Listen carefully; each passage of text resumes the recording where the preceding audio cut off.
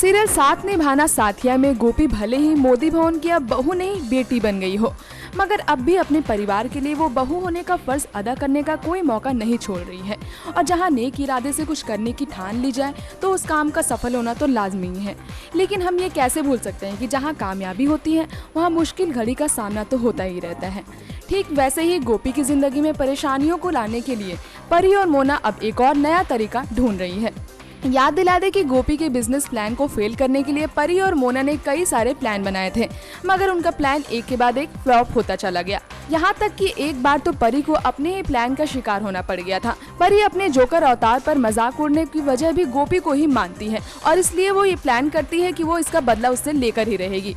जानकारी मिली है कि इस सीरियल के आगामी एपिसोड में जब गोपी की कामयाबी से और अपने खेल में बार बार हार पाने की वजह से परी और मोना को उससे बहुत जलन होने लगेगी, तब उसे तकलीफ देने के लिए वो दोनों एक नया तरीका ढूंढेगी।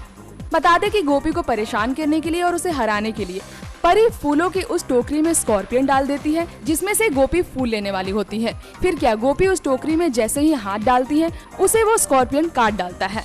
अब गोपी को इस मुसीबत से कौन बचाता है ये तो फिलहाल पता नहीं चल पाया है, मगर परी और मोनिका के इस प्लान ने उन्हें ये साबित तो कर ही डाला है कि वो इन हरकतों की वजह से काफी नीचे गिर गई हैं। नेक्स्ट 9 न्यूज़ के लिए तृप्ति की रिपोर्ट।